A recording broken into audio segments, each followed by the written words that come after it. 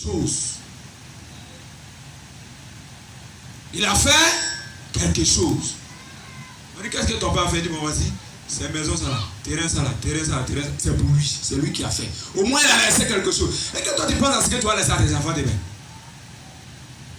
Tu ne penses pas à ça. Quand tu fais ton yaya là, tu ne penses pas, tu ne réfléchis pas, tu peux être fait là, ça casse. Ils font les yaya, ils pensent qu'il ne faut pas réfléchir. Hein. Tu vieillis, tu vas prendre de l'âge. Avant on t'appelle les gens vieux père, aujourd'hui on t'appelle vieux père. On t'appelle vieux mère. Oh, tu étais petit déjà avant. Donc il faut comprendre que les deux noms ont changé. Amen ou pas amen? Il faut qu'on change notre manière de voir les choses. Il faut qu'on change. On doit réussir avec Dieu. Mais si nous ne jouons pas nos rôles, Dieu ne va pas faire. Dieu ne viendra pas te dire va à l'église.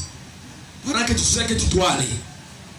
Quand tu as faim, c'est lui qui dit va manger. Il faut me dire.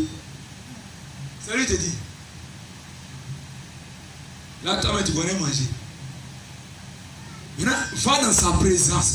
Cherche face de Dieu. Pour que Dieu puisse te bénir encore là. C'est pas là.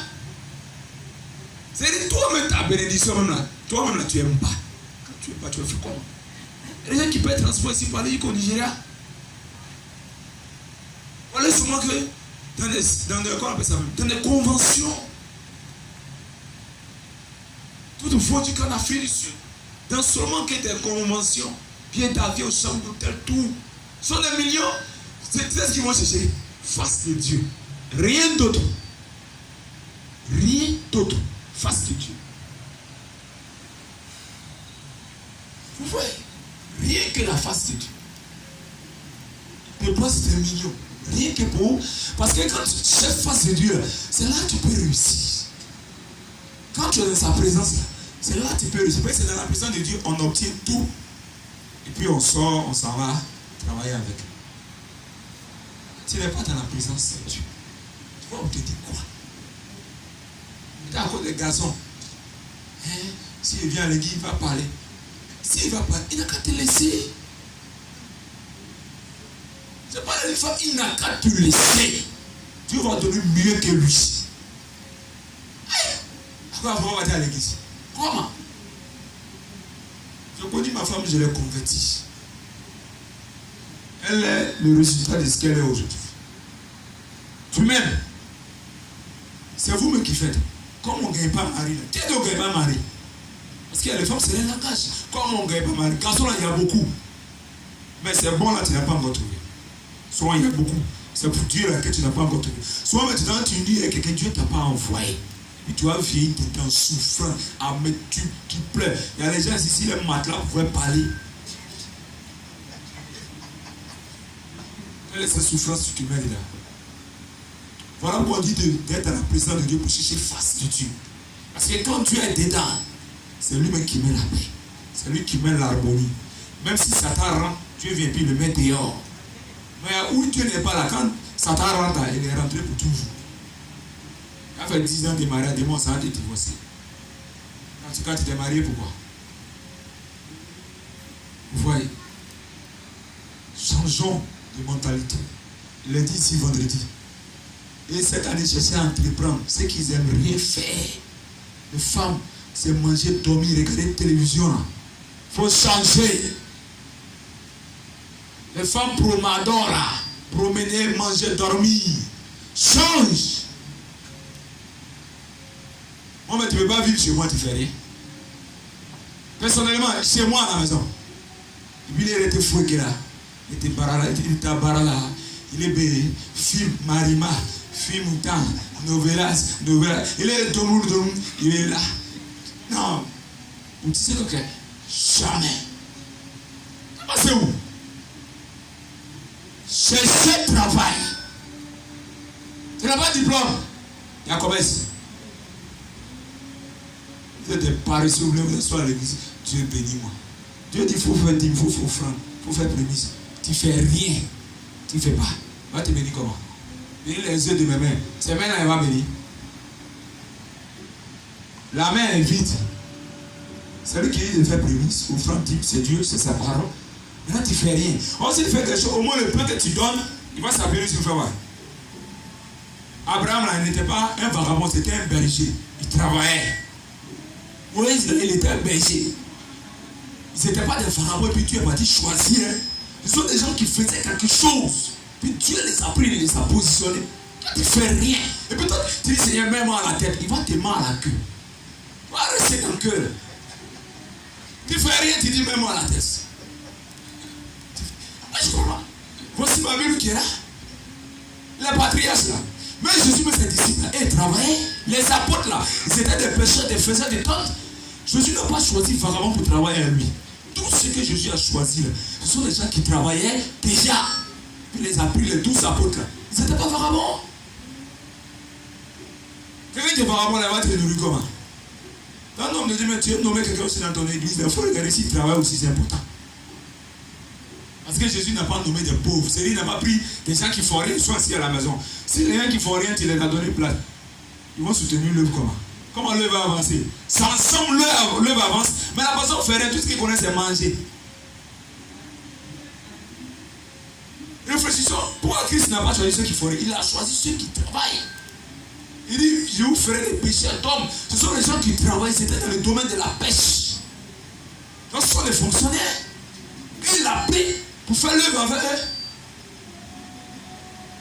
Quand tu fais rien, tu dis, si tu es dans l'église, on ne me donne pas poste. En cas, tu te donnes quel poste? Il faut aller travailler d'abord.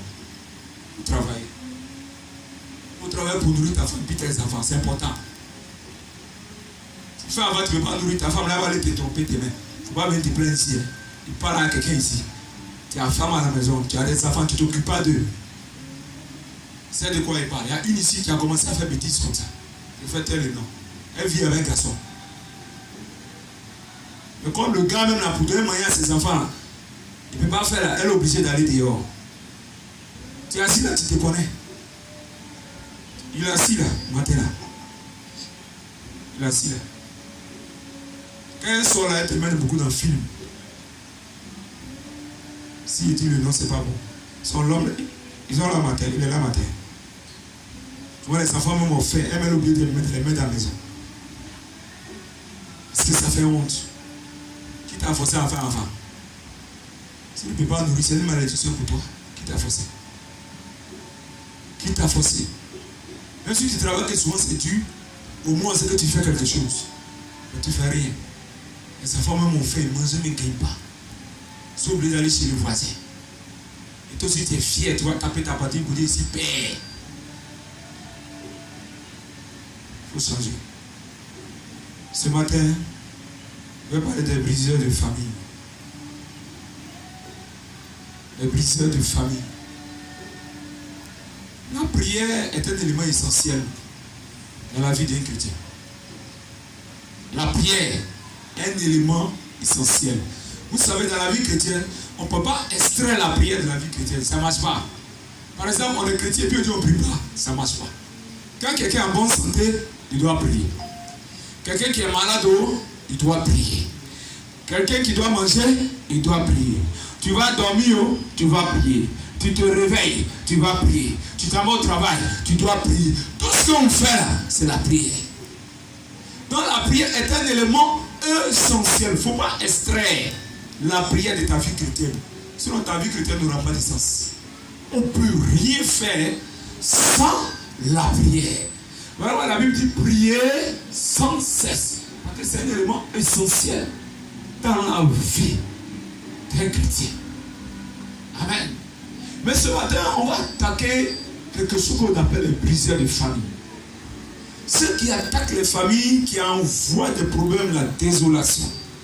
Genèse chapitre 3, le verset 1 au verset 6. Le serpent était le plus rusé de tous les animaux des champs que l'Éternel Dieu avait fait.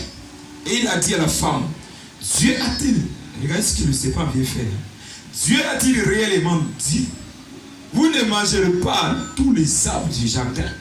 La femme répondit au serpent, nous mangerons du fruit des arbres du jardin.